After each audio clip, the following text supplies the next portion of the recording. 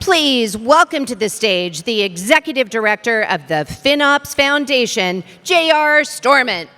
Good morning.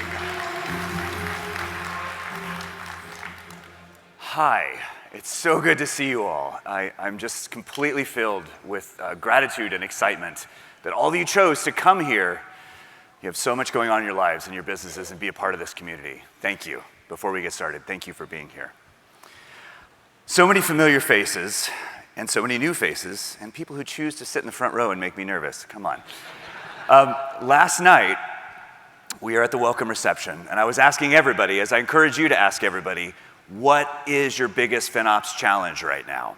And I got a lot of questions back to me, and I got a lot of answers back to me. They're all across the board. It's allocation, it's optimization, it's culture, it's unit economics, it's challenges, it's all these different things. But I didn't have to explain to anybody what FinOps is. So welcome home.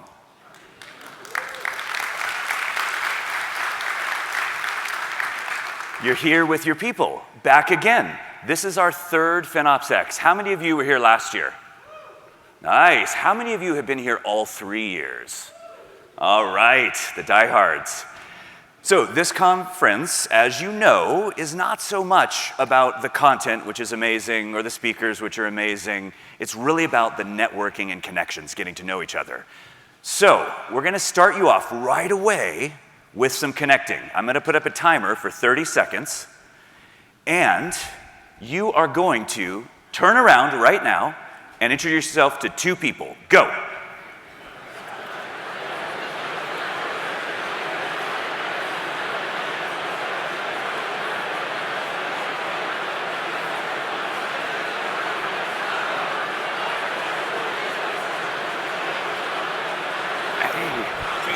Nice to meet you. Good to see you. Hey, how are you? Hey, good to see you, Edward. Yeah, good to see you, man.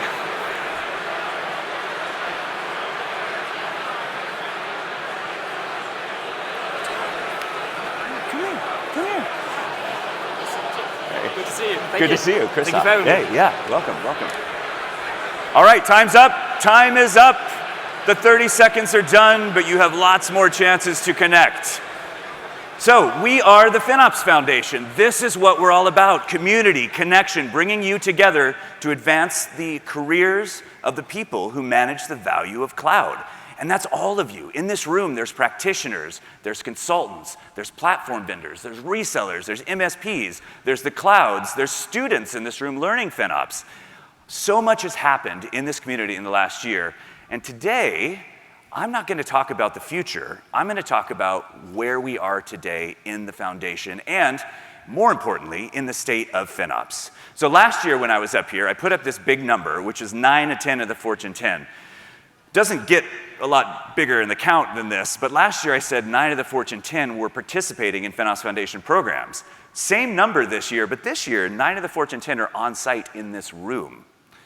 Last year, I put up a number of 11,000 community members in the FinOps Foundation community. This year, we're at 22,000 practitioner community members.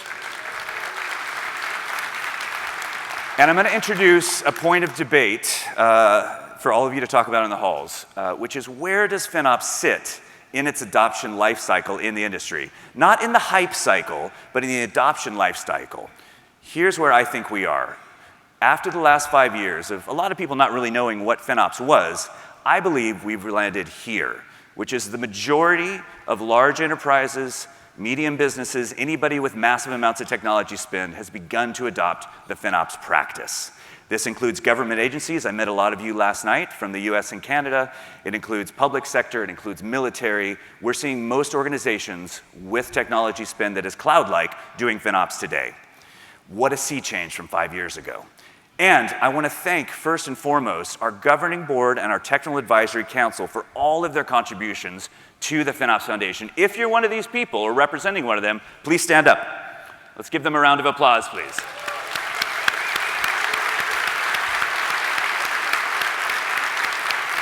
Thank you all.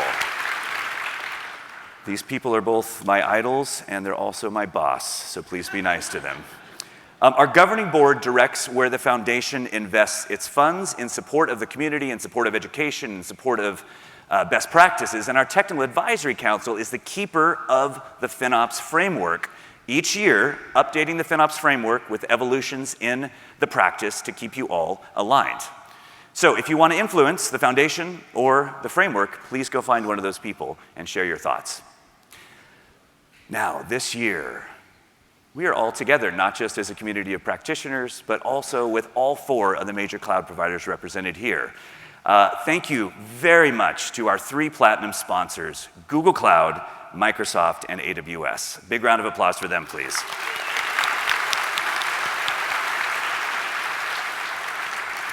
And also, we'd like to thank our amazing gold, silver, and bronze sponsors. These are all FinOps Foundation member companies. They are platforms, they are consultancies, they are resellers, service providers. They make up the entire ecosystem along with all of you. And please go out there and talk to them. There are so many experts in this community and at these organizations to learn from. Please engage them. Now, as I mentioned, we're not going to talk about the future. We're talking about today. So I'm going to share some themes you're going to see at the conference this week, and you probably already heard last night at the parties, of what's been happening since we were here last year. But first, I'm going to go back 22 years to 2002. You recognize this background? Yeah. Does anybody remember Trustworthy Computing Initiative? Anybody old enough to remember that?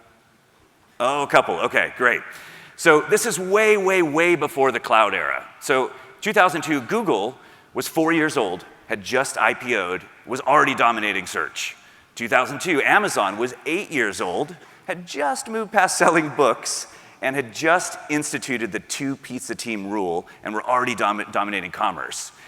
And in that year, Bill Gates had just stepped down as CEO after 25 years, and he put out from Microsoft this initiative that said, security is now everybody's responsibility. It's their top priority. It didn't say that everyone stopped doing all the other work that they had to do. It said that they had to consider security alongside all their other responsibilities. And this brings us to the first thing that you'll see this week in the evolution of FinOps, which is that FinOps has become everyone's job.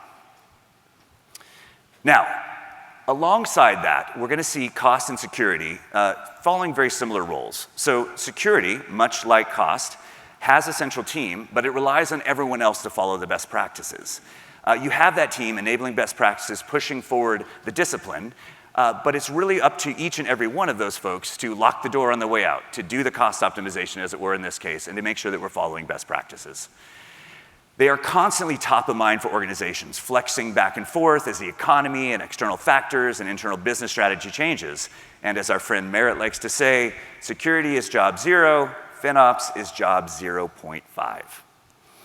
So this year, in the FinOps Framework 2024, we added additional capabilities, which you're going to see a lot of this week, and also personas. Security persona was one of those we brought in because the work of security, the governance, the policies, et cetera, have an impact on cost. And so as you lean into security, cost can be affected, and the FinOps team needs to interact with those teams to keep things in balance from a cost perspective.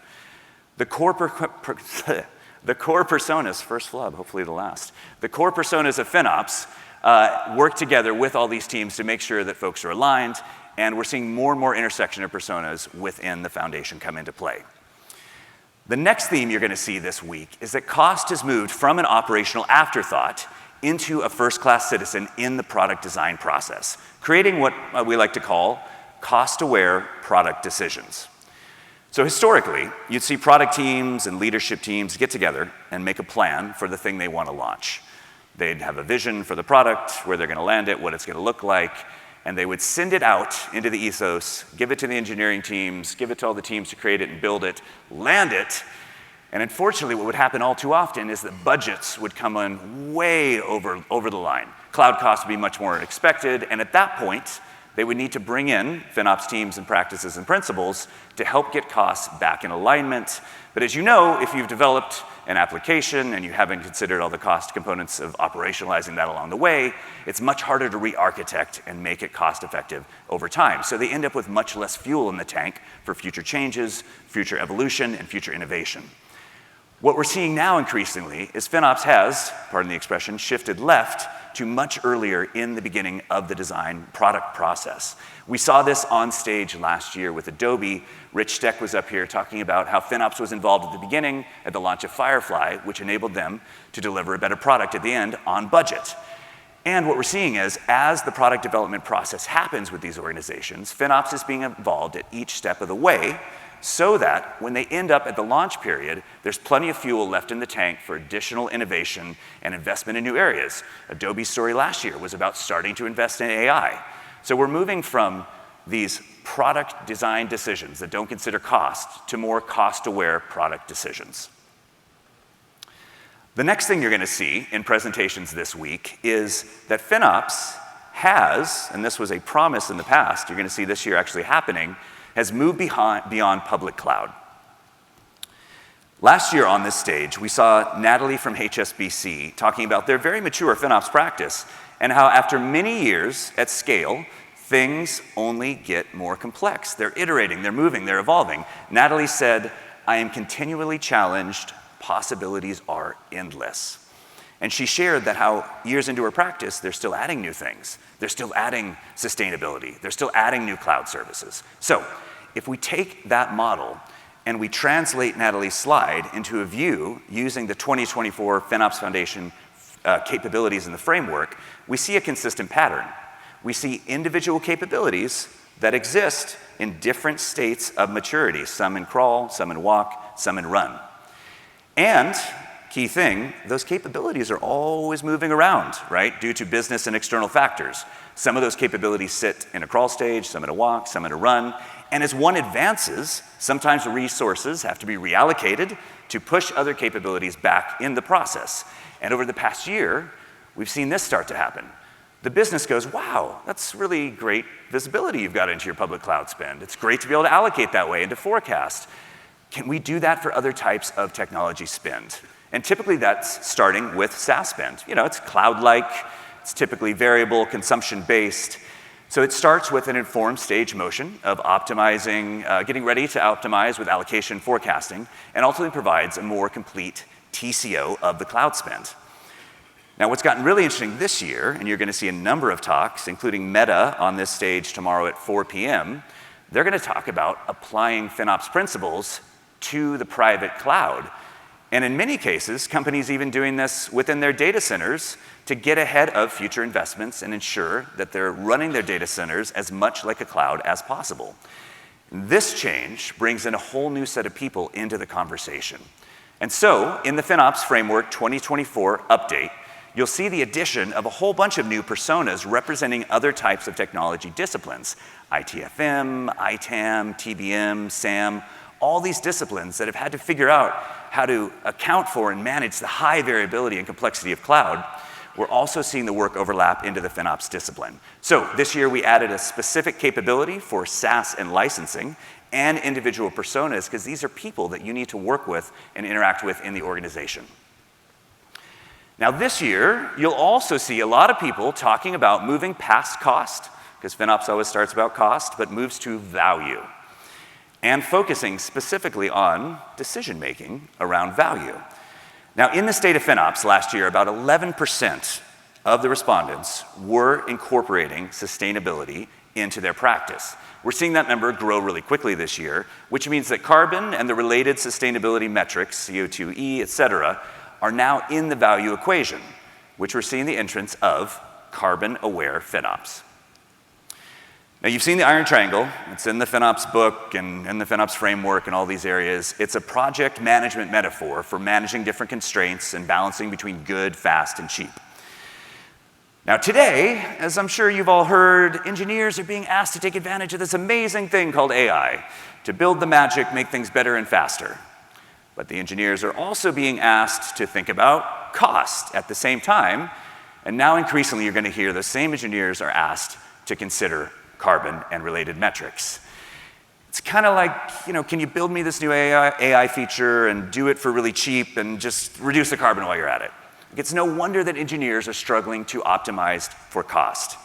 And trying to carve off any of these components and optimize on one, trying to carve off just sustainability considerations into their own conversations or disciplines is kind of like trying to optimize for cost without quality or quality without cost. It just doesn't work. It requires one aligned conversation to balance all of those constraints between the areas regularly. And FinOps, luckily, is already well equipped to handle those trade-offs between cost, quality, and carbon. It's just another metric to consider. So this year, we're seeing FinOps teams take on more and more alliance and responsibilities with the sustainability teams to do carbon-aware FinOps. In the FinOps framework update this year, you'll see we've added a specific persona for the sustainability person, and you're going to see more and more talks at the conference about how that's being integrated into the practice. Speaking of AI, it's a little thing you probably heard a little bit about lately. You didn't think I wouldn't have an AI bullet, I hope.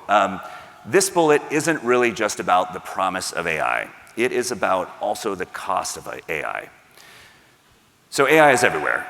I don't need to tell you this. I was almost going to try and pull a move where I didn't mention AI, but I got pushed back. I figured I had to. But there are two distinct takes on AI that I want to make really clear when you are at the talks this week. So first, many are obviously hopeful and excited and taking advantage of all the magic that AI can bring into your products, into your processes, into your customers. But many others are also starting to struggle with managing the cost of training LLMs and procuring GPUs and buying cloud AI services. One practitioner told me that they're already spending tens of millions of dollars per year on AI services, but they're struggling to quantify the value they're getting out of that. So this week, as you're talking about AI, make sure you are drawing a distinction between FinOps for AI, the money, and AI for FinOps, the magic. Different topics. And remember this? We talked about how all the different capabilities are moving around as you add other technology types. As you start to use AI, we introduce a whole new set of capabilities that we need to do for AI now. Same capabilities, just different application of them. So again, think about this as you're going through. We've got to start thinking about cost-aware AI decisions. FinOps for AI, not just AI for FinOps. Which brings us to a maxim of FinOps, something that never changes despite the title. Change is constant in everything, in life, in business, and especially in FinOps. In your FinOps practice, in your cloud environment, things are moving around constantly. You're going to hear that talk I mentioned with Meta say, we thought we had it all figured out, and then we got hit with Gen AI. It hit us hard. Everything changed. You're going to hear slews of new allied personas coming in and new team members getting involved, needing to align on FinOps concepts. You're going to hear about new areas of spin coming into FinOps like SaaS and licensing and public cloud.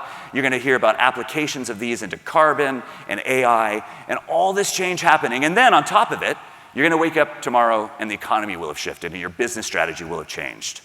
All of this is why there are no runners in FinOps.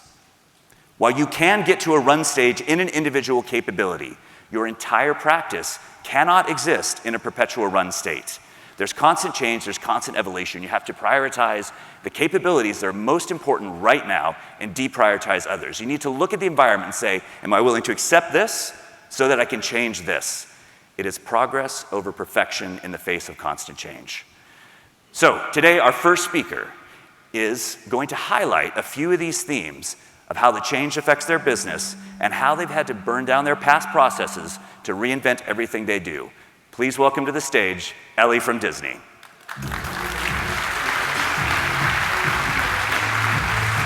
Welcome. Break a leg. All right. Hi, everyone. My name is Elly Rauch, and I lead the Cloud FinOps team for Disney Entertainment and ESPN Technology. You know, I'd actually accepted this role a year ago, right before attending FinOps X 2023.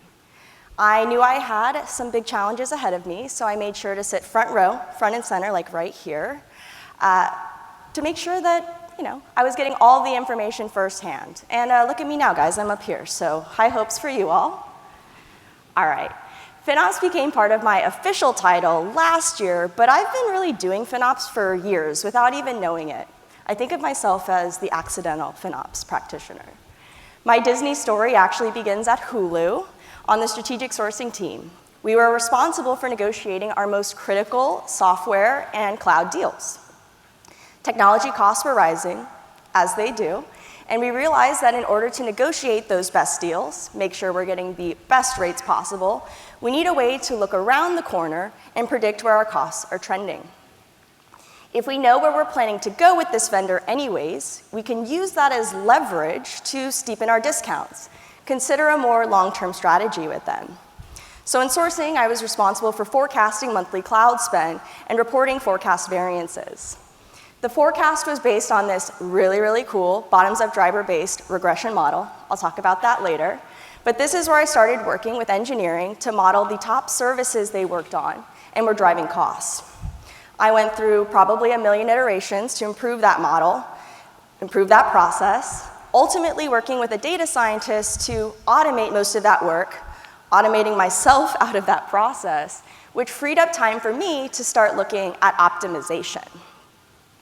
Pressure in the streaming industry had been heating up for a while. I then moved from sourcing to an entirely different organization, technology finance. This was a really exciting role for me. It was all about saving money across streaming technology. Streaming needed to hit savings targets for technologies like cloud and software, and it was my job to partner with engineering from within finance to make that happen. Then last year, Bob Iger's announcement to create the Disney Entertainment business unit meant the creation of Disney Entertainment and ESPN technology.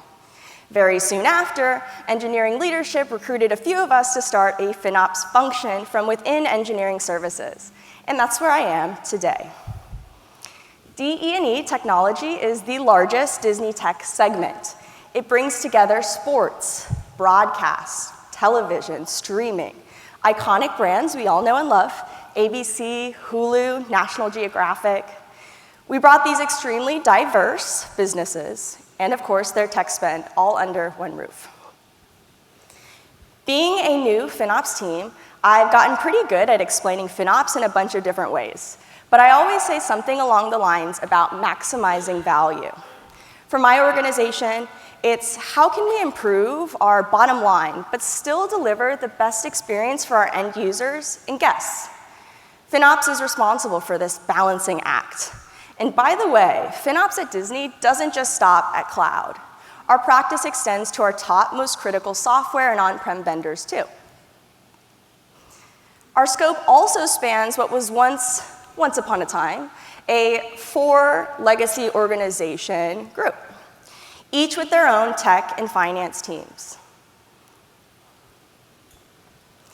These forecasts varied widely in annual costs. We had some vendors that overlapped, some didn't.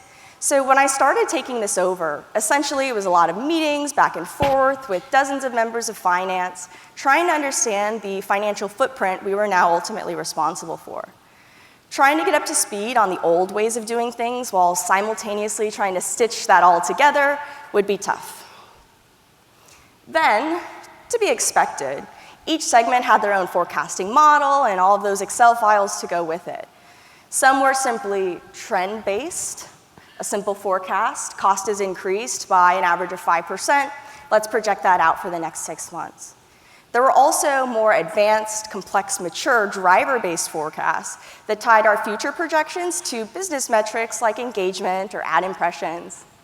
So in the past, cloud and software was forecasted in a bunch of different ways, and every model was different. There were some simple forecasts that needed improvements, make them more mature, but even the most advanced model we had was starting to unravel a bit. I'm gonna deep dive for a moment. Like I said, I started off forecasting Hulu cloud spend, and we had that really cool forecasting model. It worked a bit like this.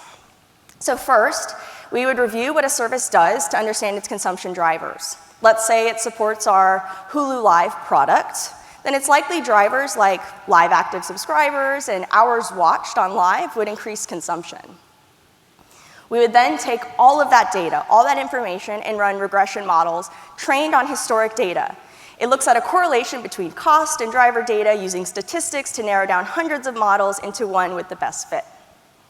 We're using past data to train a regression to forecast future costs. And this worked great when things were steady state. The regressions were good at predicting how costs flex up and down with engagement on Hulu. Over time, though, that relationship between cost and drivers started to change.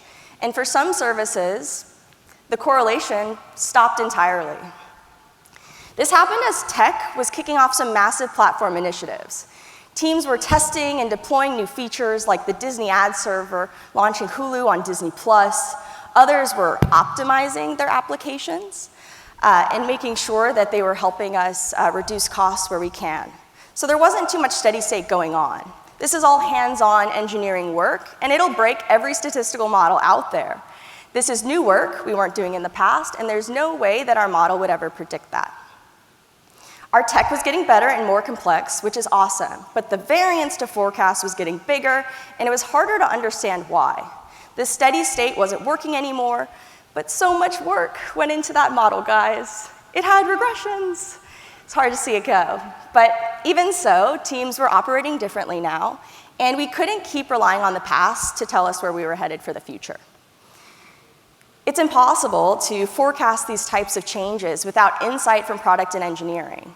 But forecasting had always been a financial function. It's finance's job. And that process had been built for finance by finance. There wasn't a clear pipeline for technology teams to request funds for software or cloud usage. Then again, our forecasting models weren't really equipped to factor in that sort of stuff either. So we needed a new process, one that we could all collaborate on. So prior to this role, we were in cost optimization mode, and I was helping the organization hit those savings targets, and it exposed a lot of challenges of FinOps for us. It felt like this endless game of whack-a-mole. We'd work so hard to reduce cost in one area just for it to spike up somewhere else, which brings me to the finger pointing. We were managing spend to a top-level number. So what does that mean when you've got 100 different teams who work on the cloud rolling up to that? Whose increases were forecasted for, whose weren't? These technology forecasts can be massive, and there was no clear expectation as to what their cut of the forecast was and what they were accountable for. So when costs started to increase across the board, who do you even point to? We needed to break this number into more manageable parts. In the 2023 Q4 earnings call, Bob Iger listed 4 building opportunities, and at the very top of his list was achieving significant and sustained profitability in our streaming business. So that's our goal.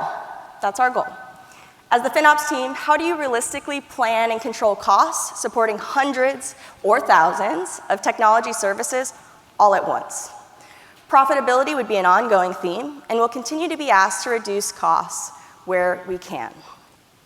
We were a new team, a new organization, and we needed to get up to speed on this. So we took a look around, all of this new organizational baggage and such that we were inheriting, and we decided to burn it down. Acknowledge our goals were different now.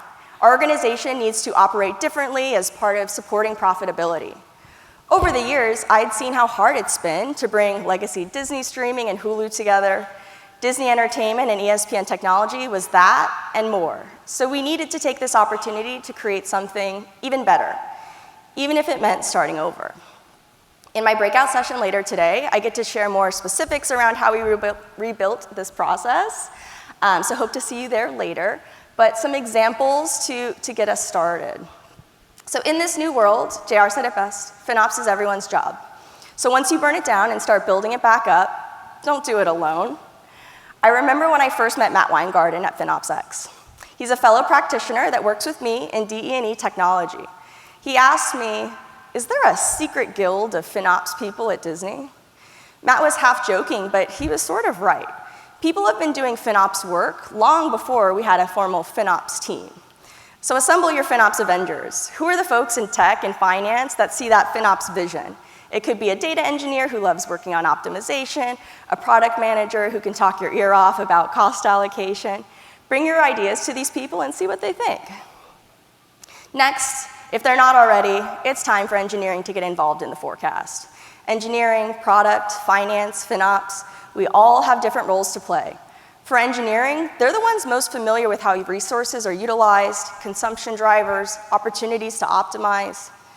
Increasing forecast accuracy means we all need to get better at predicting those events outside of steady state. And now that FinOps is everyone's job, we think about the forecast as this cycle. FinOps is the bridge between finance, product, and engineering, translating technical product and engineering insight around roadmap, usage, into a financial model. FinOps and finance then team up to turn that financial information into a submission to corporate. Often, corporate comes back with feedback on how we can align that information to the broader company's financial goals. These can look like savings targets. Then, FinOps will come back and work with engineering to kick off optimization programs to then achieve those savings. It's an ongoing, iterative loop designed for constant change and feedback. With these clear roles and delineations, we can all play our role in staying within our cloud forecast.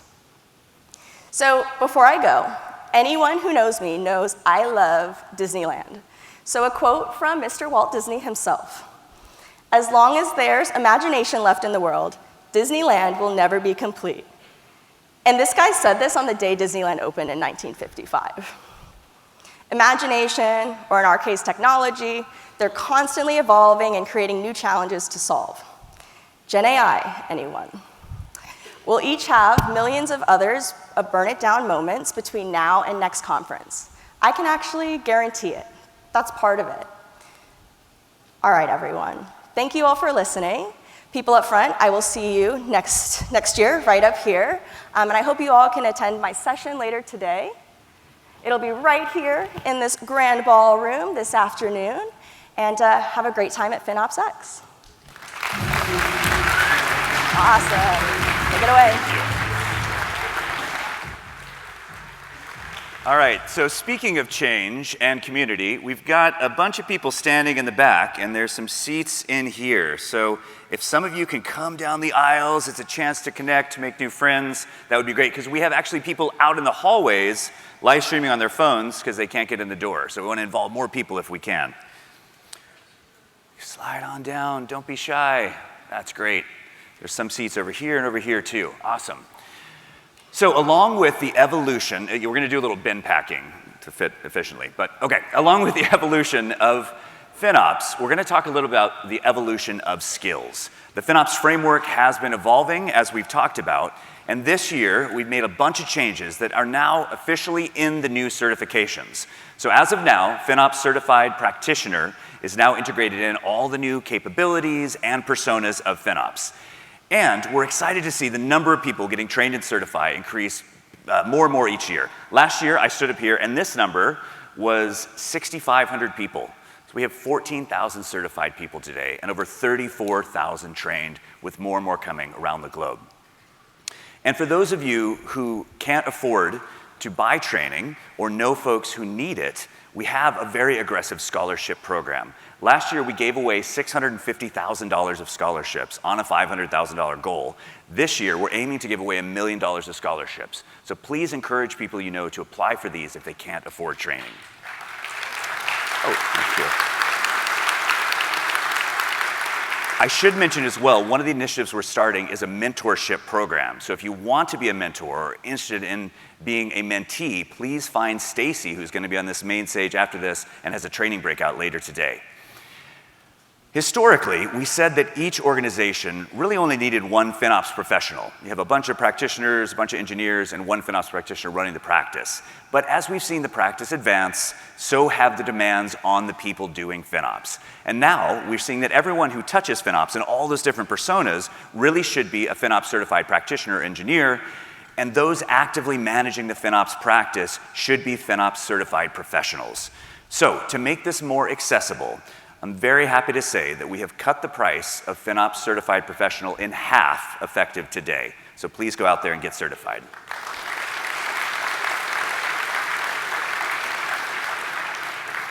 Our next speakers have been in the FinOps game a long time. I've been doing this since about 2011 in the previous forms of like cloud cost management and all the things we called it. And I sat down in this company's office in like 2014 in San Francisco talking about their massively scaling cloud bill and how to help them manage it. So they had been at it for years. There's been different iterations of people. These particular speakers have been there for a number of years, working through different iterations. I'm really excited to hear their story. We heard from Elly, who's in the FinOps team. These speakers are going to be in the finance and sourcing related areas. And then after this, we're going to move into engineering speakers to talk about that side of the coin. So please welcome to the stage Sarah and Chavis from Uber.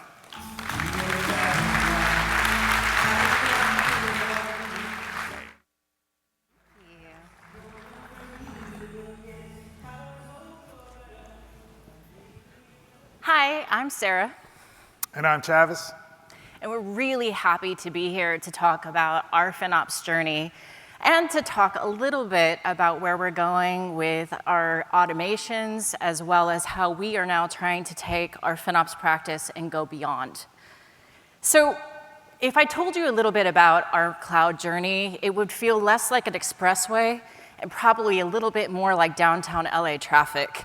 It started off in 2014, as you just heard from JR, with AWS and a very heavy metal instance of cloud. We immediately went to our own physical data centers, but we continued to dabble in the cloud. I wouldn't tell you that we managed it well. In fact, for the FinOps practitioners in the room, there was a point where our root password for AWS was sitting on a team wiki, just to put how bad our FinOps practice was. Exactly. But we got a little bit smarter, and over time, we started introducing more streamlined views of cloud. We introduced GCP with the idea that PaaS could make our product better. How do we make ourselves be available with better latency and better services in a very global business? We also had partnerships with Microsoft, where we brought Azure into the mix, and that piece of it helped us plan for our safety, as well as some of our now AI workloads.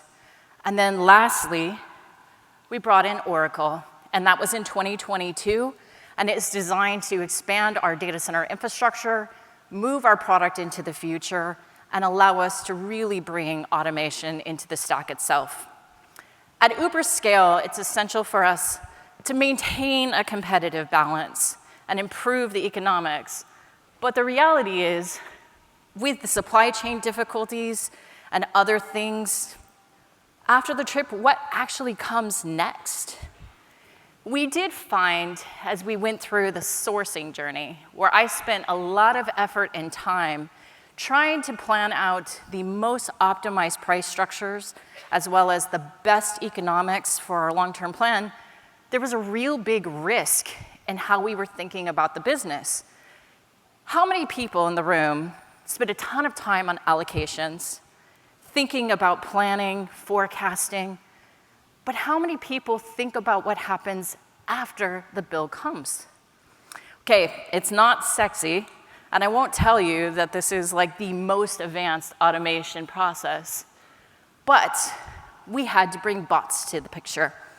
So in our talk a little bit later, we are going to go into more details about our automations on invoice audits, but we use invoice automation to allow us to go through a view of all of our portal data, as well as comparing it to the web data, as well as comparing it to what we call our golden key, which is a perspective of what we believe our should-cost models could look like.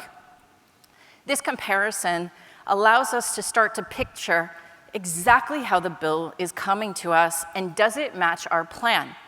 Now, for people in the audience who've never spent time doing this, if you feel like, oh my God, this is a moment, I just didn't know this, I'm going to tell you, every cloud vendor makes mistakes. And that's not to scare anybody, and they wouldn't even tell you that these mistakes are on purpose. This isn't intentional.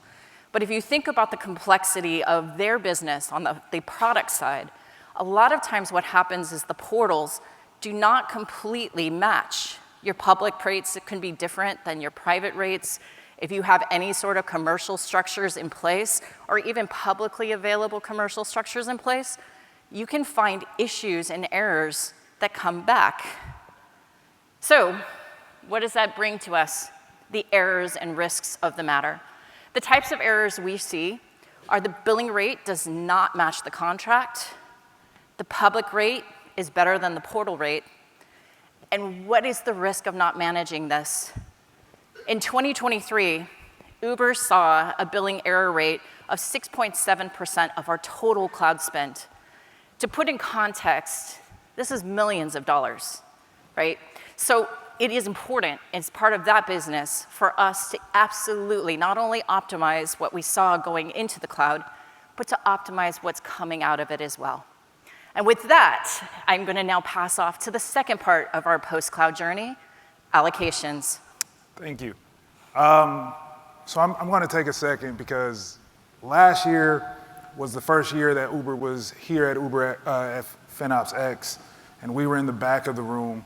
And so the speakers came out and did a fantastic job and really helped set the stage. And so with that said, one of the things that JR has already said that kind of sticks with me is this concept of welcome home, right? So we're in a room, there's 1,000 people who are discussing, and we'll discuss FinOps and we'll talk about all the various things that their teams do, and everyone here is going to understand that. And so with that said, as a welcome home type concept, I just wanted to say hello again to everybody, to my cousins and siblings and friends and family that's out here. Thank you very much for having us.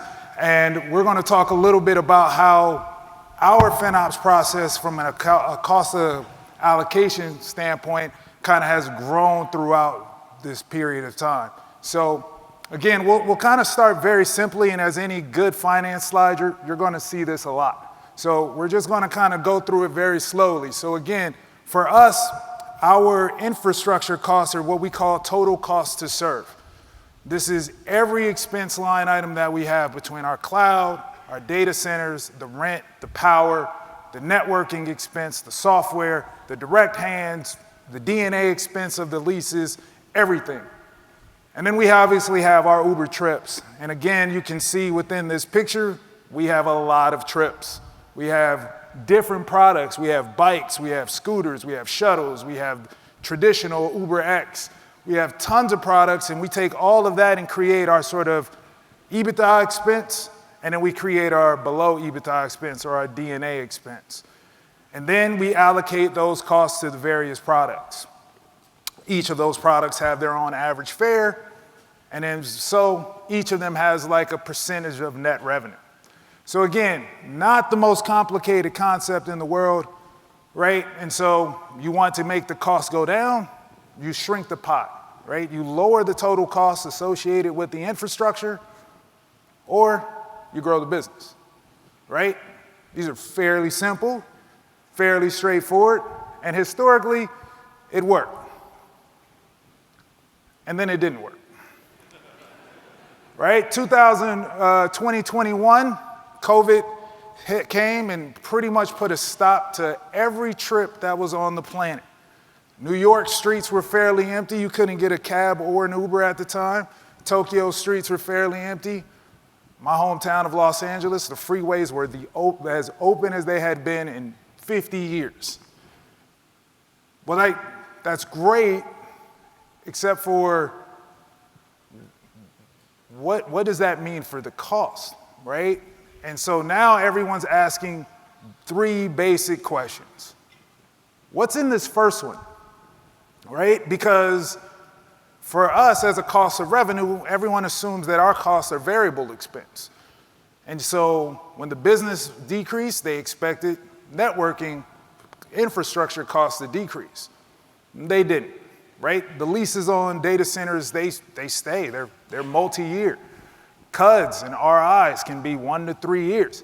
So we had an entire business that really had no idea how the underlying cost of it was basically impacting their business, right?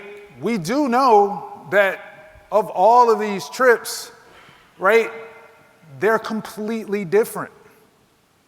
An Uber X, a delivery, a Jump scooter, a Lime bike ride, all of these trips are fundamentally different, but we charge them all the same. And because we charge them all the same, we impact their margins wildly differently, right? A moto ride in India produces a lot less revenue than an Uber X does in the US. And yet I give it the exact same costs, and those exact same costs has a much larger impact as a percentage of net revenue. So all of these kind of costs came together and really made us kind of reevaluate our strategy, right? So we kind of went back, started over, looked at each part of our cost, kind of spent some time to talk about what exactly we wanted to achieve, how we were going to achieve it, and what was going to help us move towards in the future. And so the first one was really changing our mindset as it related to cost, right? So instead of simple allocations, we decided that we wanted to be a little more upfront on the allocation process. We wanted to make sure that what we were distributing as cost to people really reflected what they consumed as part of our network, our infrastructure. Sorry, on our P&L it says network, so I tend to say network a lot. So how does it kind of impact that? Where's the consumption? How is it different? How does that consumption impact and make it so that every team receives a cost that is in line with their businesses? Once you do that, how do you encourage our engineering friends on the product side to create and change their thought processes in such a way that they can find opportunities to reduce costs? Say, for example, I have a ride and it pings the back end for maps every second. Well, if you are on the back of a scooter in Bangladesh, are you really looking at your phone to see your mapping, or are you holding on to the driver? So you're probably holding on to the driver. So perhaps instead of every second, I can do it every 10 seconds or every 12 seconds, right? I can increase the efficiencies of the product in such a way to help cut the cost for those products, which would help in turn to make the business more profitable. So when you sort of think about how for each of you in your FinOps journeys, right, it's going to be a lot of different concepts and a lot of different questions. Those questions obviously are going to be a little bit more about your specific business. For us, the big things that we're trying to solve is making sure we have greater awareness up front for our leadership, better communication between teams, because again, we do have a lot of cross-functional teams as part of our FinOps process. And then on top of it, we also want to make sure that we can encourage our engineering partners to be as creative and as innovative as they can be in this space, because traditionally, we haven't given them the right tools to sort of find the right means to deliver information or to deliver savings or to deliver efficiencies or to deliver greater margins as we could be in the past or in the future. So that's been a big thing for us, and that's been an area for our opportunities to continue to grow. And that's our FinOps journey has kind of been very, very detailed towards sort of really moving these three levers and really helping the business drive new opportunities for itself. But it doesn't stop here in the cloud. Last year, we inherited, Chavis and I, 2 combined problem statements or opportunities, depending on how you look at it. I inherited software asset management. That idea of doing good work then gives you more work. That happens. I also inherited AI and the ability to manage AI and to do it well.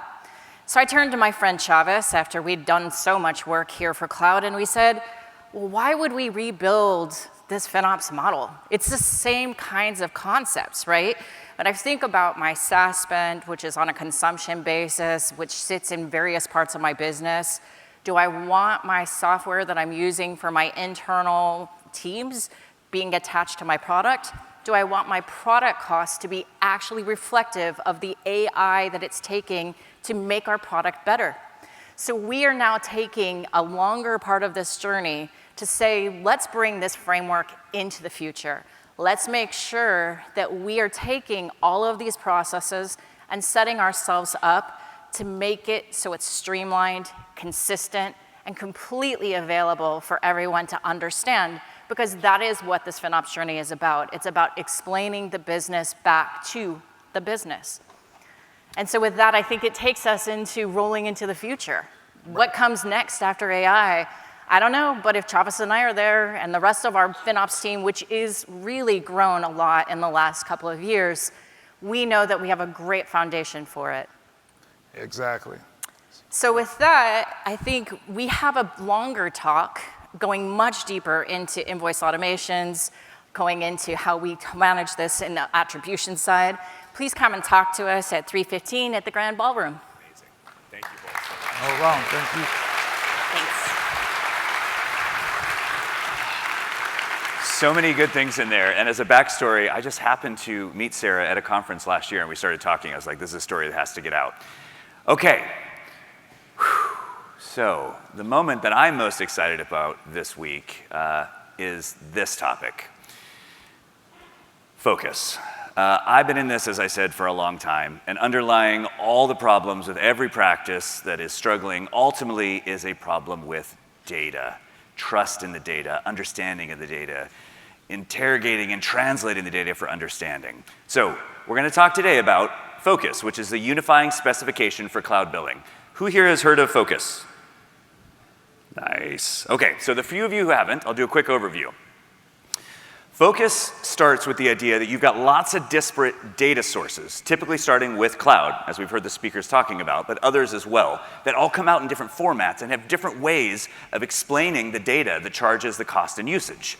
Focus provides a standardized schema, a common language to help translate those different names and columns and metrics and dimensions into consistent language that can then go into your Excel, your FinOps platform of choice, your data warehouse, go to your FinOps consultant, it can go into your native cloud tooling, wherever you want it to go, so that in the end, you can come out with faster decision-making outcomes.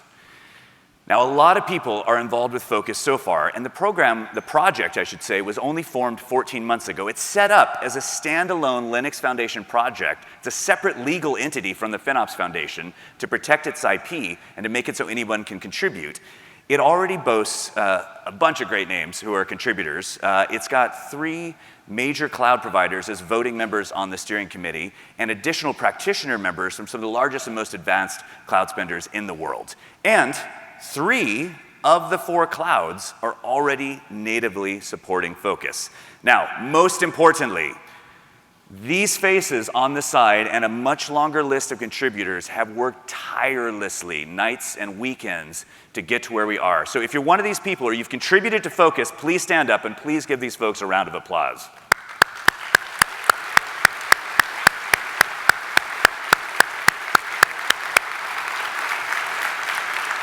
Thank you. So today, I'm very excited to announce that the Focus specification 1.0 is ready for general availability. It has passed through a rigorous, thank you.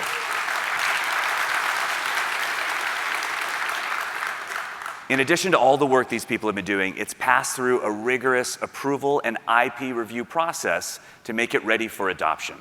And Focus looks simple. I mean, this is most of Focus. You can drill down and get much deeper in the column library, the use case libraries, but it's the culmination of literally thousands of hours of discussions and debate in an open source structure that allowed for community inputs, IP protections, inputs from various practitioners, clouds, consultants, platforms. And getting to consensus on simple naming taxonomy like this takes a lot of time. You would not believe the vehement debates and arguments, and I'm getting phone calls from people who are pissed off about naming, about a label. Like, on the weekend, people are furious. They're going to rage quit because they don't agree with the name. Like, the debates have been insane and beautiful because that's what this is about, getting people to agree on complicated things, doing hard things.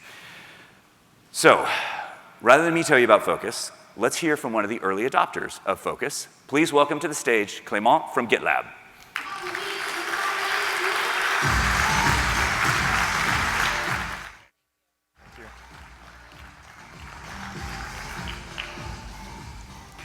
Hello, FinOps X.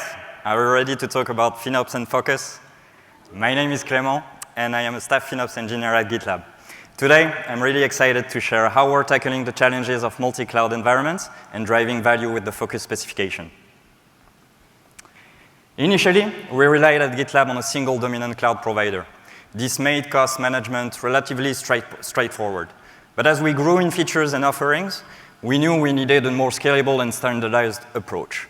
The increase of features on GitLab SaaS and on GitLab Dedicated, our new offering, multiplied the amount of billing data sources. GitLab Dedicated is a service offered by GitLab that allows customers to have a fully managed, single-tenant session of GitLab, and they can run on their preferred cloud provider. Essentially, GitLab takes care of setting up, maintaining, securing a private version of GitLab for each customer on the cloud infrastructure that the customer chooses. This made for a more complex cost management and billing data and insights across multiple platforms. To reduce this complexity, we decided we needed a single source of truth for everything billing data related. With this context in mind, and to also follow the data principles at GitLab, we decided we needed a single source of truth. Practically, we needed a way to standardize the language across the providers, ingest all the billing data into a single table, and deliver insights on top of this data back to our engineers and executives. The focus specification exactly answers that need for us by providing mappings and standardized language across multiple providers.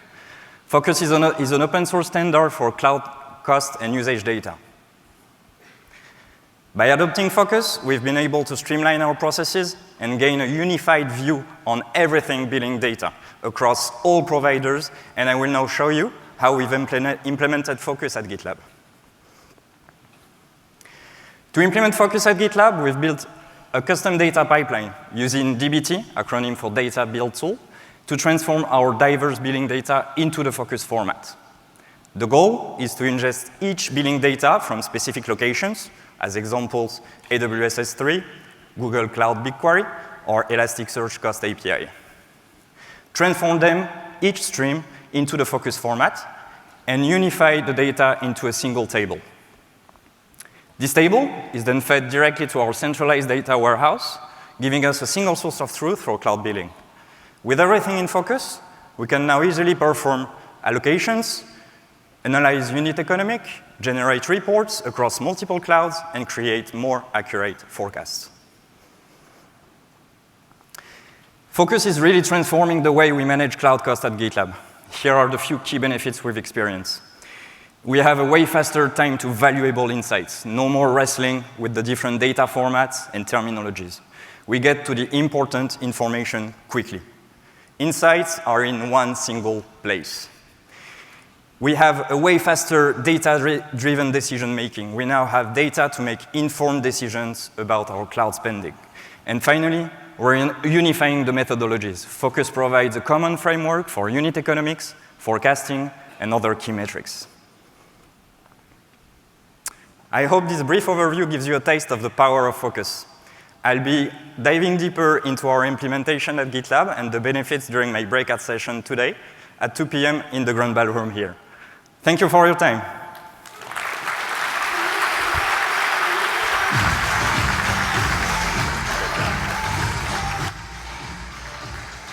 All right, so definitely check out Clément's session at 2. There's also a session tomorrow with Zoom, you know, that company with all the little faces that you're used to seeing, on talking about their FinOps adoption story as well. Focus is just getting started. This is not like a launch it and forget about it thing. So there is no finish line in FinOps, and I would hazard to say that Focus adoption is way back here. We're just moving past those innovators, which is all that CRCO and maintainers and contributors, to actual real-world companies adopting it as they go. So the interesting thing here is that this week already, the Focus Steering Committee and maintainers met to start work on the Focus 1.1 release, which is already scoped out and timeline coming together, and they've got a timeline for the Focus 1.2 release. So adopting now gives you that immediate benefit from all the different cloud feeds, but over time starts you on a journey with the specification as it grows. So for Focus, 3 things that I want you to remember. First of all, get started using it now. Now, while it may have taken 5 years for FinOps itself to get to a place where it had hit this stage, Focus is going to accelerate much more quickly because we've got all this adoption of FinOps behind it. Second thing is that more types of spend are coming. It's very focused on public cloud now, but we expect it to expand over time as we've seen FinOps. And the third thing is a bit of a vision for focus. The naming and the conversations about what to call the labels are hard. What's almost harder is some of the debates about the metrics and how to define what a dollar is in cloud, because it's different in every cloud and how it's reported, or how it's reported on the invoice versus this data feed. So we hope to see a world where focus can really start to provide not just a common language for understanding your public cloud spend, but a common set of metrics and dimensions for talking about unit economic value within larger technology spend, wherever that technology spend sits. So turn on the native focused data feeds that are available. Take that data, look at it, put it into your FinOps platform, put it into your spreadsheet, put it into your data warehouse, wherever that goes. Begin to give feedback to the clouds on what you see in there. Give feedback to your FinOps platforms about how they're using and integrating it. Talk to your consultants about how you can integrate the concepts. The beauty of focus is even if you've already normalized your cloud spend data yourself, you have to keep that up to date, because guess what? Change is constant. The clouds change all the time. The businesses change all the time. Even if you keep up with that, what we can take off your plate for you is helping people understand the language of it, helping it make it easier to hire people who are doing FinOps somewhere else, or try a new platform, or bring in a new consultant who already knows the language of focus, unifying your process so you don't have to spend months or years, in case of some of those big organizations, getting people over the hump on the basic language. So check out these sessions.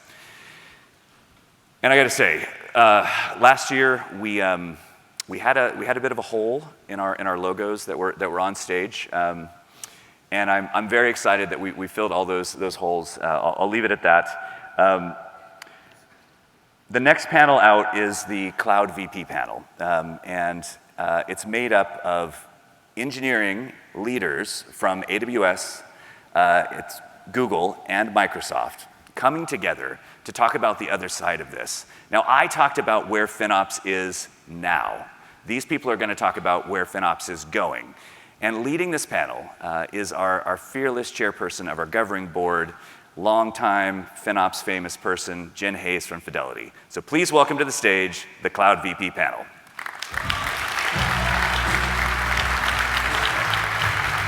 Take a leg. Oop, there you go. Here.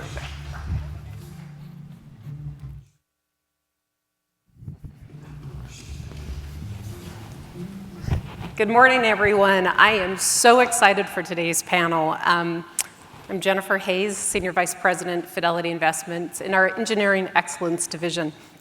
I'm an 8-year practitioner of FinOps, and so this has been a passion for mine for years. And I'm joined by 3 incredible leaders of our cloud service providers. I'm going to let them introduce themselves. So we'll start with Pravir. Tell us a little bit about yourself. Sure, thank you. I'm Pravir, the VP of Engineering for the Cloud Business Platform over at Google. And this includes all the billing system, ordering systems, MDM systems, ERP, CRM. So a lot of the Cloud Business Platform over at Google. And I've been there for 18 years, a lot of that in the consumer space, and the last 3 years over at Google Cloud. So that's about me. Srivatsan. Hello, I'm Srivatsan. I'm the VP of Engineering for Commerce Platform and Cost Management at Microsoft. I've been with Microsoft for 24 years, worked on various tech. The last few years, I've been with Commerce Platform, ranging from primarily building the tools for cost management. Recently, work on like rating, pricing, and a bunch of other new commerce systems. And James. It's awesome to be here. My name is James. I lead Commerce Platform for AWS. I've been with AWS for 19 years and leading this group for the last 3. And when I started, I had a full set of hair. Now, all you gentlemen have been in with your companies for decades, right? And have been engineers and consumer of those types of services and producer of those services. So you know about customer needs. So let's start with customer needs, because all of us are practitioners here and customers of your platforms. So how are customer expectations evolving today around FinOps, and how is that impacting your roadmaps? Pravir, I'd love to start with you. Sure. Let me highlight maybe 3 customer expectations that we are seeing. right? First, really, customers expect that they should be able to run their cloud more seamlessly in a streamlined manner and efficiently, especially with respect to cost. And what they mean by this is you should not have your resources that are under provision. You should make sure your utilization is high. You should not have idle resources. You should make sure that a big portion of your consumption is covered by committed use discounts, really making sure, like having that expectation that you can run cloud efficiently, right? The second expectation that customers have is that as they want to innovate with Gen AI, they want to transform the business and the products they are building, irrespective of the line of business they are in. But while they do that, they don't want to burn the bank. So how do you manage that, right? How do you understand using new technology and managing the cost and controlling the cost while you do it? The third expectation that customers have is kind of in the middle of both of them, right?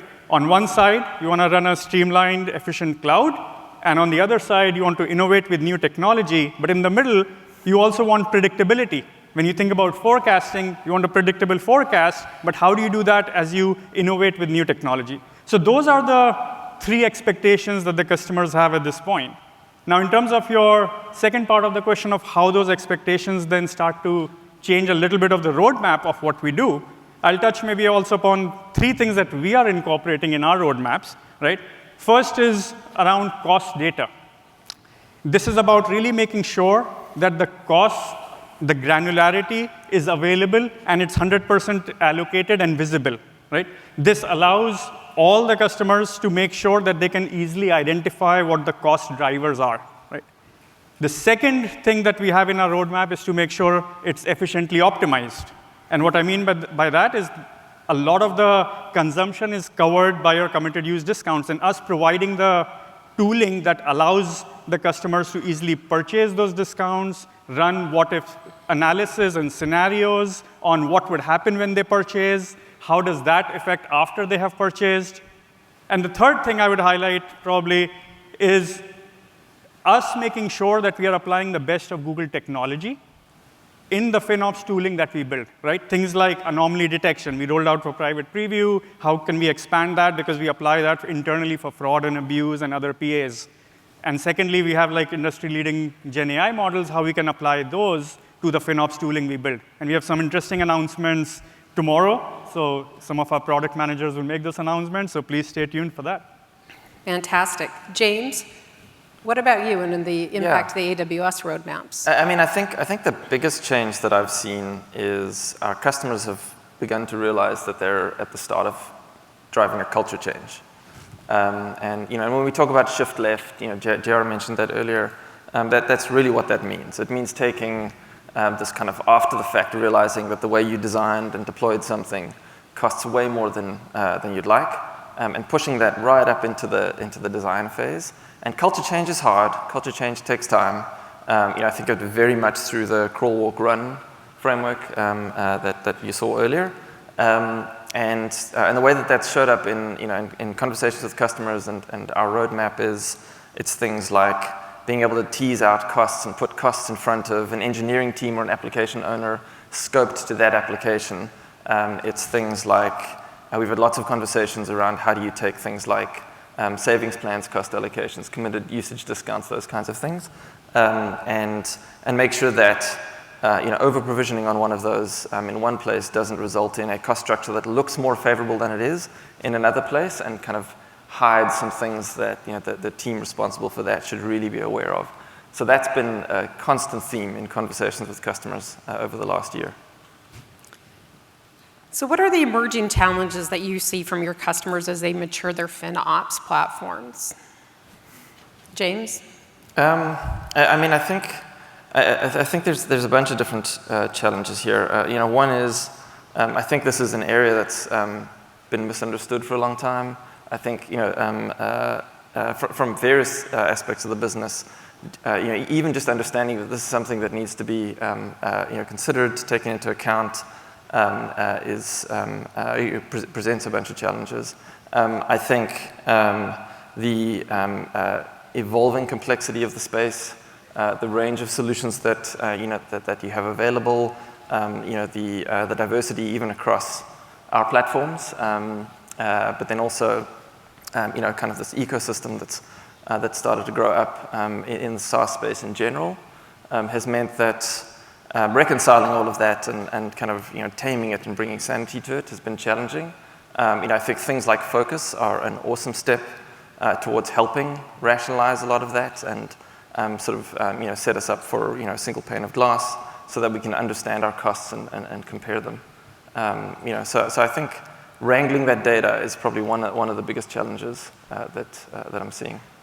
So you brought up focus. So let's actually change our focus to focus for a little bit. You are all on the focus steering committee, and you have product managers and engineers dedicated to really the advancement of the focus purpose. Srivatsan, why have you put so much effort into your team contributing to open source billing specification that doesn't directly impact revenue? It's a great question, by the way. Look, application spanning across multi-cloud is a reality. We talked about, the earlier Uber folks talked about how they ended up starting and deploying their application across clouds. We had Disney talk about that. So it's actually a reality. So one of the things that actually helps us is how can we, across cloud providers like Google, Microsoft, and AWS, come together and enable customers to focus on the right things. So instead of worrying about provider-specific implementations of these billing specifications, how can we actually have customers focus on the business value part of it? Like any standardization, focus actually enables us and enables our customers and FinOps practitioners to focus on the right things. So I believe that's I would say the important reason why I think all of us are together to kind of talk about this. How many conferences you have seen Microsoft, AWS, and Google on the same stage? This is one of the places where I think we could actually have all of us on the same stage, talk about the same things. Pravir? I'll add one more thing, which is, why is Google investing in focus, right?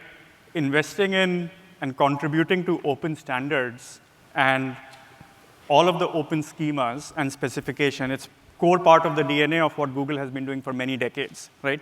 We truly believe that having open schema lays down the foundation for more innovation, collaboration, and sustainability, right? So we have been there since the beginning with the FinOps Foundation as well as the Open Billing Working Group, and we'll plan to continue for the long term as well, right? A little bit of where we think focus will end up going. I think JR talked about that as we were walking on the stage as well. I'll highlight maybe two things, right? First, we'll continue to see expansion in terms of what focus will cover, right? Not just all the attributes in terms of consumption, but you can imagine this covering your subscription, licenses, on-prem, all the different various aspects as well, right? So that's one axis where focus will evolve. The second aspect I think that makes sense is as all the cloud service providers start to export and provide the data with the common schema, and as all the customers start to also incorporate and use the cost data in that specification, it starts to lay out this level playing field, which then breeds the next level of innovation. And what that next level of innovation looks like is a little bit of what Srivatsan talked about, right? Which is around you can do easy apples-to-apples comparison of the cost data. But it's not just that. It also then becomes that all the customers then start demanding and asking the cloud service providers to do more. Can you bring in the cost data? Instead of having a 24-hour type of a latency in getting that data, can it come down to 15 hours? Can it come down to 12 hours? Because that then feeds into better budgeting, better forecasting, right? So it starts to become that breeding ground of the next level of innovation once you have an open platform and a level playing field. So James, why don't you talk about, of course, why this is important to AWS, and you joined the steering committee, but where you also see the future of this? Yeah, I mean, the why for me is very simple, which is our customers, you asked for this, and I sort of take issue with the kind of the constant kind of focus, no pun intended, on this isn't revenue generating, because the way that we think about this, we've always put the customer first, and that's not out of some sense of altruism. That's purely because we think that if you want to build a robust sustainable business over the long term, then you've got to do right by your customers. And so in a sense, it is revenue generating, because if we can help all of you get the most bang for buck in the cloud, then you're going to stay in the cloud and you're going to keep investing there, and that's good for all of us. In terms of where it's going, I think of as the Focus 1.0 spec hitting GA as the start of a conversation. What's going to happen is you're going to start to see data show up. You're going to be able to kick the tires on it. You're going to be able to look through all of the column definitions and the labeling and the semantics that went into that. And you're going to find things that don't work for you, don't make sense. You're going to find things that are missing. You're going to have ideas about, oh, it'd be awesome if we had this additional data set in here. And that's going to feed back to the focus group and to us as the big providers, and is going to drive that evolution. And that's what's going to feed into 1.1, 1.2, 2.0. And so I'm excited. This is the start of that journey.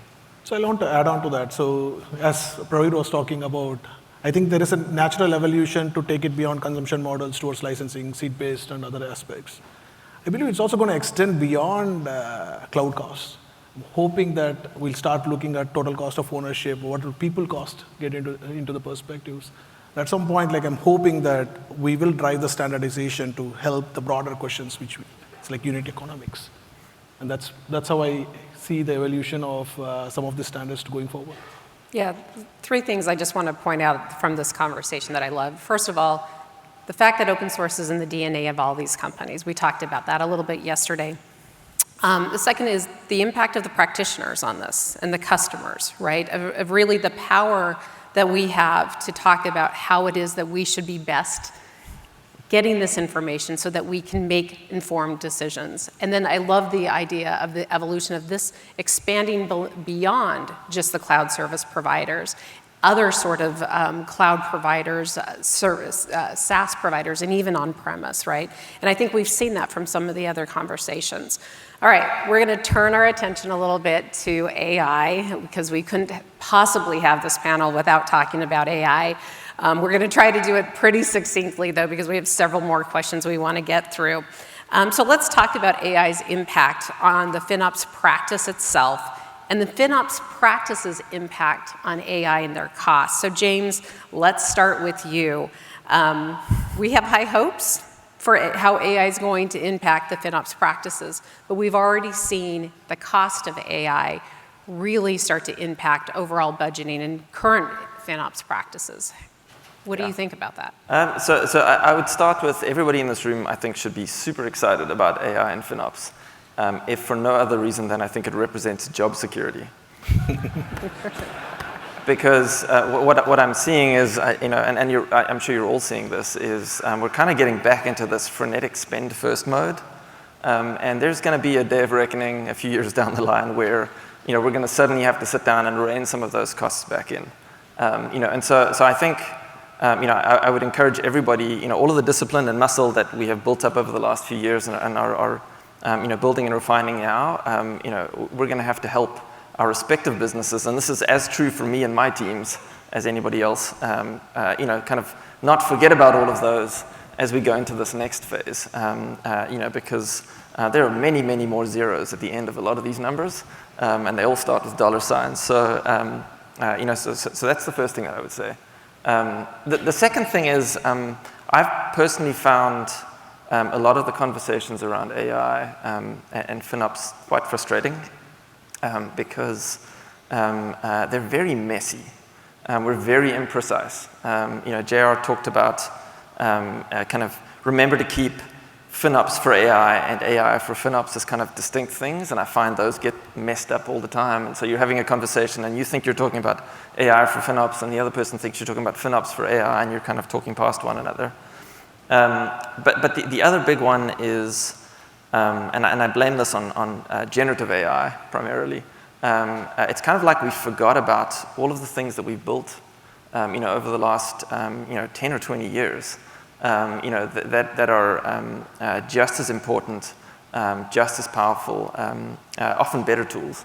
And so generative AI is this enormously exciting, very new tool that I think has a ton of promise, and I don't want to downplay that. We all, and all of you, have ton of investments across more traditional AI, whether it's feature-driven ML models or even just statistical methods that have an equally important role to play and will sometimes be a better tool. And so the frustration for me is mostly it's the imprecision where more and more I'm seeing all of those things just get lumped into Gen AI. And we're not super crisp about what we're applying and what is the right tool for the job. And so, I think it's kind of on us to drive some of that precision back into the conversation so that we can be, thoughtful and help our businesses be thoughtful and help our teams be thoughtful about what are the tools that you're applying and are they the right tool for the job. And then I think the other really, really important piece is going to be, basically keep showing people the bill, so that they don't forget that there's a cost associated with this because, I'm not seeing a lot of focus being spent on what is the value add of this? What are we getting out of this? And there's cost associated with these things, and we're going to have to help kind of bring that balance into the conversation again. So Pravir, I'm going to throw it over from Google's perspective a little bit. I think you have got a little bit of a challenge to James here, too, about him talking about don't forget about all these other opportunities and things. But I love the example that we talked about yesterday where, no, you think AI, generative AI, can be used in almost every situation. So let's talk a little bit about that, but really more focus on how do you build experimentation without increasing costs dramatically? I think one thing I'll start with is today we don't know what are the problems for which Gen AI is not good for, right? We know it's a big hammer, it's a big tool in our arsenal. You can apply to many places. But what we haven't articulated is like, what are the things it's not good for? Some people sometimes posit that, like, here was an example that came up in our internal conversations. If you're looking to build and solve calculator-type applications like calculations, don't use Gen AI for it, right? Use your other deterministic ways of building that out. But folks at DeepMind, they gave us a slightly different way of looking at this, which is like, yeah, you shouldn't apply Gen AI for just doing calculations, but the way you should think about it is have Gen AI produce the code that writes the calculator code, and then it's 100% deterministic, right? So a lot of times, it's how you apply Gen AI becomes important, right? And that also goes into don't just stop using it and say, I'll just solve it from previous, like, AI and ML classical machine learning perspective, because we don't really know, will Gen AI be a better tool or not, right? So that's one aspect. In terms of, then it goes to, so how do you experiment with it? How do you start with it, right? You really want to make sure you don't burn the bank and roll it out to the whole organization, because you want to first understand, do you understand what the cost will be? Do you have the cost granularity available from the CSPs that tell you and that distinguishes the input cost and the output cost? Many of the advanced companies, as they are much more higher on the maturity curve, they're not just using one calls for Gen AI. They are using like chain of thought reasoning with the React framework, where the output of one LLM goes into the input of the other one. You might be looking at cost just at the peripheries, but are you able to then look at the granular cost that's going in the middle so that you can fully quantify that cost, right? So you want to roll it out and experiment smaller, and as you understand that and make sure you have the right tooling in place to be able to measure that cost and control that cost and attach it to the value that it's adding to your business, that's when you start to roll out much more broadly. So, Srivatsan, I'd love to hear from you about the value you think that AI can add to the business. Yeah, before getting to the value, I just want to add on to what Pravir said from cost-efficient AI point of view. Like, there are pay-as-you-go models that you can actually go try it out for experiments and proof of concepts before going towards provisioned dedicated capacity models. And most of the cloud service providers offers credits and sponsorships, dedicated clusters for startups and other mechanisms, the tools that are available that you can actually use it to kind of keep your cost down.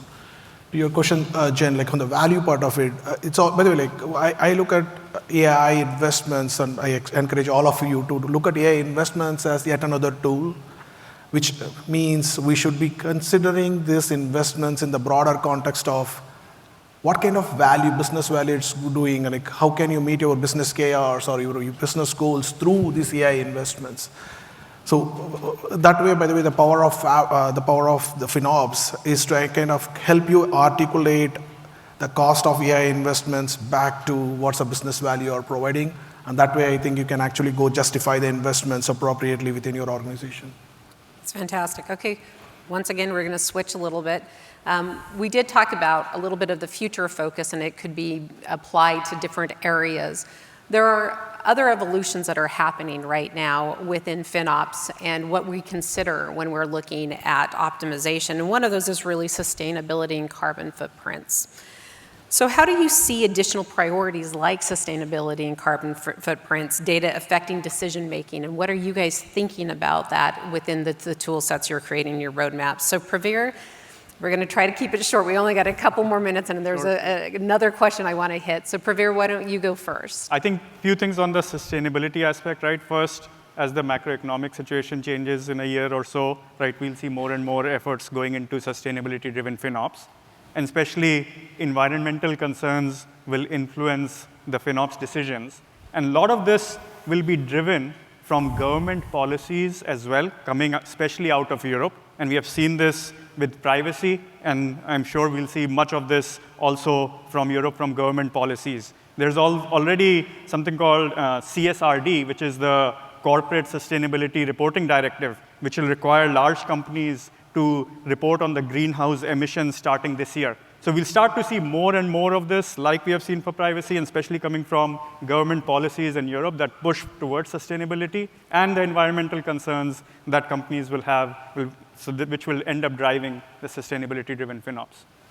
My guess, though, is it's actually also really important to all of you as cloud service providers, right? So, James, talk a little bit about that. I mean, I think, so one, we've heard that loud and clear across all of our customer conversations. This matters to, to customers, whether it's for personal reasons, we've heard a lot of that, or, their customers are requiring it, regulatory shifts, a number of different things. I think for the providers, we have a huge responsibility here. We run some of the largest footprints on the planet. Everything that we do here has a disproportionate impact. And I personally want that to be a disproportionately positive impact. So I just think we have a huge responsibility here. The one thing that I would say here, because we spent a lot of time, we're very keen on exposing as rich and as granular data as we can. Those are challenging conversations for reasons I'm happy to go into at length. Outside of this, but you don't have to wait for that, because it turns out that optimizing your workloads, optimizing how you use the cloud correlates very strongly with more sustainable usage patterns. So they do track very closely. And so I don't see as many challenges kind of reconciling those as you might see between, for example, managing your costs and managing something like availability, which often are in direct contradiction with one another. So this is one where I'm actually pretty bullish. All right, so we're going to wrap it up with just a question about where you think the future of FinOps is going. And I'm going to start with you, James. We've talked a lot about shifting left. And one of the ways that I think about the future is I am hoping that we get to a point where we collectively view automation as a defect. And the reason I say that is because if you look at a lot of the automation in the FinOps space today, it is reactive. It is finding those resources that are sitting idle that you're not using and reclaiming them. It is, it is discovering that you're running a workload on a massively over-provisioned set of servers and scaling that down to something that's much more reasonable. And so the reason I say that I look forward to when we start to view automation as a defect is if you're catching those things with automation at the tail end, then it means you missed something in the design process up front. And the world that's I think we're heading towards. And we'll approach it asymptotically. We're never going to get there, but we'll get there in different pockets. Sooner rather than later is one where cost is designed in upfront in the same way that performance targets are, availability targets are, and I'm excited to see us get there. All right. I know it says we're out of time, but we were given a couple more minutes because we really want to hear where we think the future is going to go. So Srivatsan, help us with where we are in the future. So I look at it in 3 different angles. Like from tooling point of view, I believe there will be greater and deeper integrations of the AI and ML models that will kind of help drive some of the deeper insights and meaningful conversations. I also expect that from the tooling side, there will be seamless integration into the productivity tools like Slack, Teams, and that can help our FinOps practitioners to truly democratize FinOps and drive cross-discipline accountability. On the business front, I expect, by the way, the business decision makers to have easy access to data and reporting that can help them not only comply with their financial goals, as James talked about, also the sustainability goals. On the community front, I believe, by the way, the FinOps standards and practices will continue to evolve, and hopefully will also kind of help us to create robust governance frameworks, and that probably will actually help us move faster. That's great. And Pravir, I'm going to allow you to wrap us up here. All right. I'll just highlight maybe 4 key things. Oh, let's do it to 2. Okay, 3 or 2. Okay. Okay. Let me pick. Okay, first one, AI-driven FinOps automation, right? We'll see Gen AI really helping on the informed pillar where you can use Gen AI for really understanding the costs really easily, right? You shouldn't be spending time on that, right? So we haven't seen much of that yet, but that will, I think, revolutionize a lot of the things within FinOps. The second would be just continuation of better unit economics, right? It's not like it's a solved problem today, while we are also making progress with standardization and schemas, but with focus, we also need to make sure all the granular costs, you have 100% coverage, it's visible and allocated. So better unit economics will continue as a trend. So let me just end there with those 2. Thank you. I appreciate that. First of all, thank you all for participating. And I'm going to encourage all of you to find one of these fine gentlemen and let them know what you think should be the future of FinOps within the cloud service providers. Thank you very much. Thank you.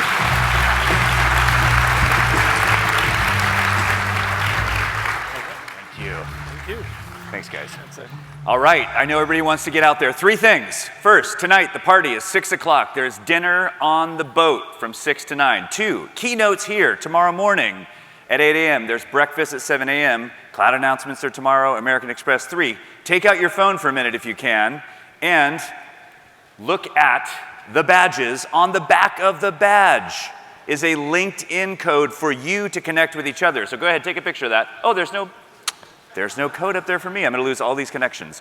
The one on the back, the orange one, is for you to connect with each other. So scan the person next to you. Go ahead, hit that, connect on LinkedIn. And now, head off and enjoy the rest of the conference. I will see you all on the boat tonight at 6. Have a good day. Thanks for watching. Check out more FinOps X 2024 content on our YouTube channel on the 2024 playlist. Support our channel by liking, subscribing, clicking the notification bell, and by leaving comments and questions for our speakers. We appreciate your support.